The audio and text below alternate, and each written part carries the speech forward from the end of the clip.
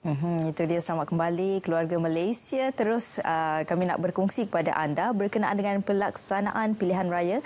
Adakah beri impak kepada ekonomi semasa? Dan kalau boleh saya kongsikan, iaitu ketidaktentuan pimpinan kerajaan sudah pastinya membuatkan para pelabur untuk tunggu dan lihat, kerana mereka juga mahukan satu perkara yang pasti dan juga terjamin. Apa yang mereka mahukan adalah kerajaan yang stabil untuk memastikan pelaburan di negara ini adalah terjamin dan juga kondusif. Untuk akan membicara dengan lebih lanjut berkenaan dengan isu ini, kita juga bersama dengan tetamu di dalam talian, iaitu saya kenalkan Dr. Muhammad Zulkifli Zakaria, merupakan penganalisis ekonomi. Assalamualaikum, Doktor. Waalaikumsalam. Okey, baik Doktor. Sebagai permulaannya, mungkin Doktor boleh kongsikanlah tahun hadapan Bank Dunia telah pun berkongsi dan juga menjangkakan berkenaan dengan kemelesetan ekonomi yang memburuk. Dan adakah waktu ini adalah waktu yang sesuai untuk kita melaksanakan PRU? Doktor, silakan. Terima kasih RTM. Sebenarnya pilihan raya ini merupakan satu titik baru bagi sesebuah negara dalam proses merancang terhadap ekonomi yang mendatang. Oleh kerana itu, bagi pendapat saya sebagai profesional dan scholar, ini merupakan satu pilihan raya yang perlu diadakan, dan ini merupakan satu boleh memberi kesan yang positif pada ekonomi, tetapi dengan beberapa faktor yang perlu dilihatlah selepas pilihan raya ini. Baik Doktor, apa antara faktor yang perlu dilihat untuk melaksanakan PRU selain daripada itu menambahbaikkan ekonomi negara juga, Doktor? Ini satu soalan cukup emas. Baik, selepas pilihan raya, kerajaan akan terbentuk, dan pembentukan kerajaan ini haruslah stabil, melambangkan kehendak rakyat, melambangkan kehendak politik ekonomi masa depan. Dan sekiranya kerajaan baru ataupun pemerintahan baru ataupun pasukan baru yang memerintah berjaya melaksanakan program awal short term, dengan izin short term, medium term, maka kita sesebuah negara itu akan berupaya untuk menempuhi satu era baru ekonomi yang dikatakan besar mulai tahun hadapan dan sudah dirasai sekarang. Dan oleh kerana itu, inilah merupakan satu rangsangan baru kepada ekonomi masa depan. Dan bukan setakat manifesto, tetapi executionnya nanti adalah merupakan satu perkara penting. Okey, baik Doktor. Dan bagaimana pula dengan kesan import dan juga ekspor hasil pilihan raya? Adakah ia juga akan memberi kesan secara tidak langsung, Doktor? Ya, kesan secara tidak langsung betul. Bahkan kalau dikira, sekiranya ada polisi-polisi baru yang memberi inisiatif kepada ekspor-import, pelan-pelan baru, seperti yang pertamanya, katakanlah kita merancang sesuatu yang baru melihat pada impak ekonomi masa depan yang agak dikatakan muram di tahun depan, kerana Amerika mencetak duit sampai 3 triliun, dan US dollar menjadi mahal. Apa yang harus dilakukan pada pandangan saya? Kita harus stimulasikan ekonomi dalaman. Dan daripada situ, mana-mana yang bagus, yang premium, boleh diusahakan untuk ekspor. Mungkin tidak ke negara termaju di dunia, tetapi negara membangun, the new economic countries boleh menerima produk tersebut, maka ekspor import kita akan lebih meningkat, terutamanya dalam keadaan ringgit Malaysia agak lumayan untuk diwujudkan ekspor yang lebih pada nilainya. Okey, dan bercakap tentang ekspor dan ekspor, kita juga nak bertanya kepada doktor lah berkenaan dengan apakah FDI juga terkesan dan juga pandangan pelabur terhadap negara juga akan merosot jika PRU dilaksanakan. Ini diakibatkan daripada kepimpinan yang tidak stabil, politik yang tidak stabil. Jadi pandangan doktor bagaimana? Pilihan raya tidak memungkinkan by right secara dasar, tidak menyebabkan pelabur lari. Pelabur keluar dari sebuah negara ada beberapa faktor. Pertama, interest rate di Amerika, iaitu sekarang interest rate mereka tinggi dan mereka mengeluarkan bond-bond, maka pelabur macam mana sekalipun akan cabut cuba mendapatkan satu interest rate yang baik bagi mereka letak keuangan mereka ataupun wang daripada pelanggan-pelanggan mereka. Ini sudah jelas.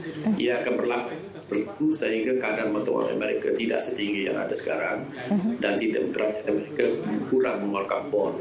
Keduanya, pelabur juga akan lihat kepada industri-industri ataupun polisi-polisi kerajaan yang ditetapkan selepas pilihan raya.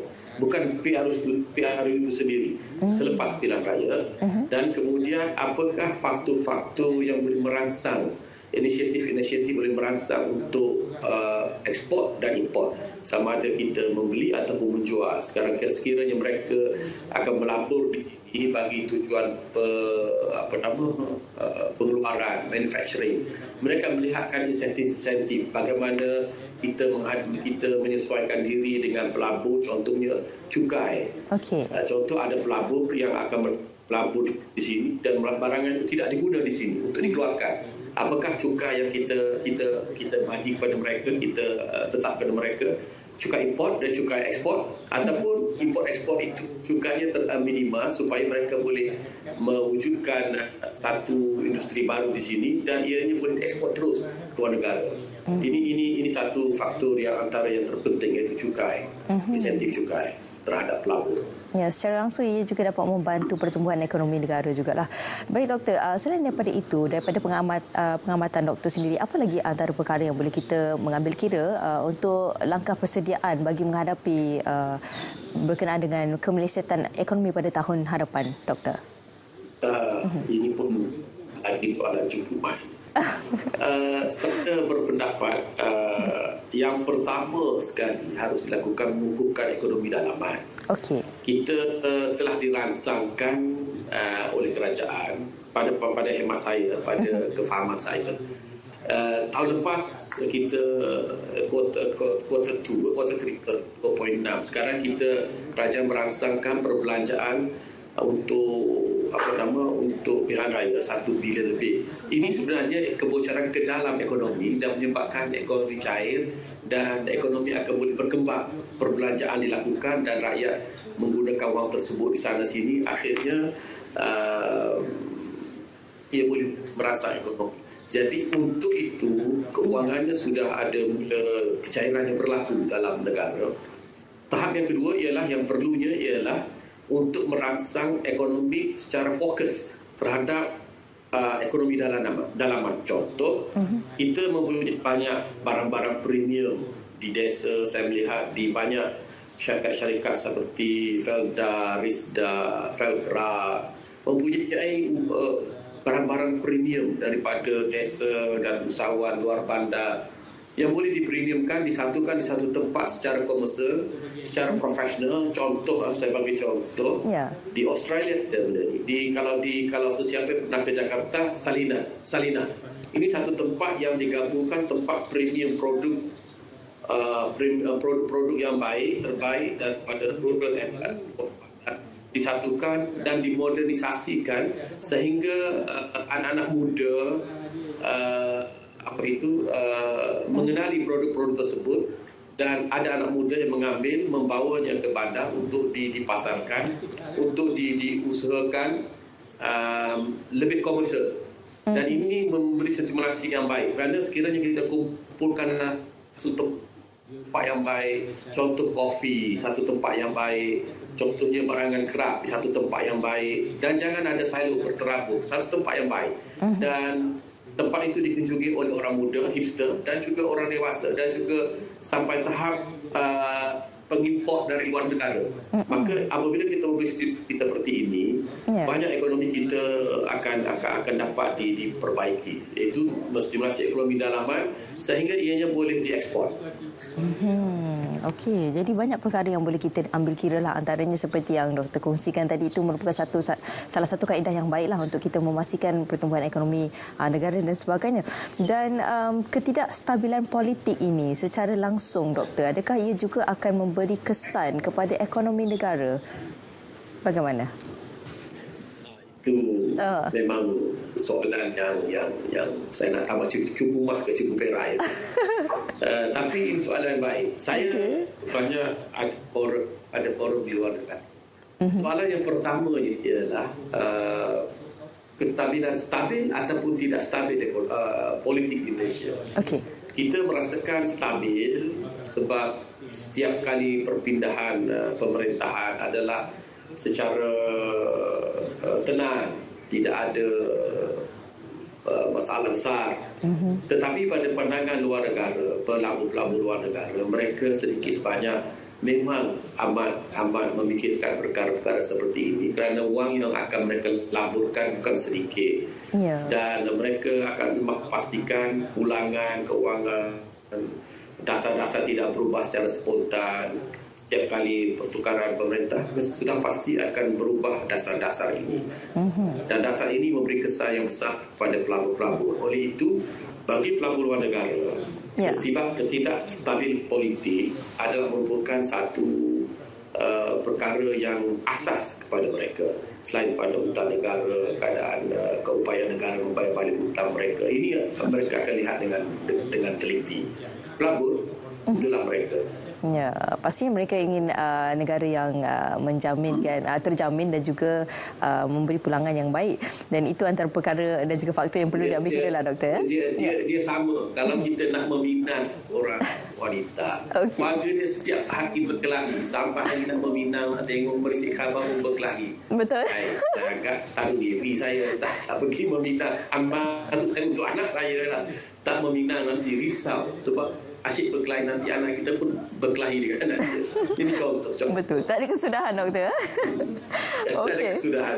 Dan mungkin ada sedikit kesimpulan lah daripada doktor berkenaan dengan pelaksanaan pilihan raya. Adakah ia memberi kesan ataupun impak kepada ekonomi semasa, terutamanya dunia, negara? Silakan. Saya berpendapat secara positifnya apabila kerajaan membelanjakan kewangan sebagaimana saya sebut tadi, 1 bilion lebih. Ini merupakan satu mulai masuknya wang kerajaan ke dalam pasaran, dan beratus ribu orang terlibat. Orang akan belanja, kerajaan membelanjakan, dan ianya memberi impak. Dan impak ini berbeza dari kawasan ke kawasan. Kawasan bandar sampai tahap 6 kali ganda, 7 kali. Ini kesan ekonomi. Kawasan bandar kecil mungkin 3 kali ganda, yang paling kecil 2 kali ganda. Jadi inilah maksud saya, kita dapat RM10 untuk haji contoh, ataupun allowance untuk pilihan raya. Kita akan belanja RM10 itu tidak pun RM5, RM6, RM7, dan orang lain akan dapat, dan ini menstimulasikan ekonomi. Jadi dari segi ekonominya ia adalah positif. Dari segi ekonomi ia ada positif. Ya, positif. Dan jumlah yang digunakan amat sedikit berbanding dengan GDP kita. So tidak merisaukan 400 bilion US dengan 1 bilion ringgit yang agak minimal. Tetapi ia boleh merangsang ekonomi untuk semasa ini bagi suku tiga ini. Okey, baik. Doktor, mungkin ada sedikitlah pesanan kepada rakyat Malaysia di luar sana untuk keluar mengundi pada 19 November ini. Jadi ia merupakan kepentingan dan tanggungjawab kita semua untuk kita memastikan keadaan kerajaan adalah kerajaan yang lebih stabil dan juga untuk mentadbir pada masa akan datang. Silakan, doktor. Ya. Kita secara umumnya akan menghadapi ekonomi yang agak sukar kita dapat. Dan kita perlu mempunyai polisi-polisi yang baik, perlu rasa-rasa yang baik, inisiatif yang baik. Dan di saat inilah sebagai rakyat kita harus bertanggungjawab, sama ada yang muda ataupun remaja purba macam saya, untuk mengundi bagi menentukan kerajaan masa hadapan yang berupaya juga membawa kita ke arah satu kestabilan dalam segi pelaburan asing, kemasukan pelaburan asing, dan juga ke arah menghadapi ekonomi yang yang amat muram, berkemungkinan yang amat muram di tahun hadapan. Jadi keluarlah mengundi bukan memuaskan hati atau emosi, tetapi menentukan masa depan ekonomi kita, negara kita dan generasi kita masa akan datang. Ya, itu saya suka kata-kata doktor. Bukan keluar mengundi bukan kerana emosi dan juga perasaan kita, tetapi adalah untuk memastikan kerajaan yang dapat mentadbir negara untuk masa akan datang lebih baik, terutamanya untuk generasi yang akan datang. Itu yang utama. Terima kasih banyak doktor. Saya ucapkan kepada Dr. Muhammad Zulkifli Zakaria yang merupakan penganalisis ekonomi. Terima kasih banyak doktor.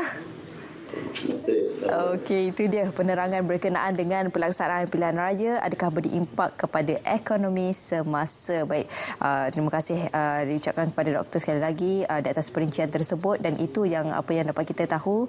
Ia juga sikit sebanyak akan memberi kesan kepada pelabur juga, dan antara lain banyak lagi yang akan kami bincangkan sebentar lagi di Selamat Pagi Malaysia. Yang seterusnya kita juga akan berkongsi pada anda berkenaan dengan ketegangan dunia luar, adakah Malaysia terkesan selepas ini. Tapi sebelum itu, kita ingin berhenti berehat seketika, kembali lagi selepas ini di Selamat Pagi Malaysia.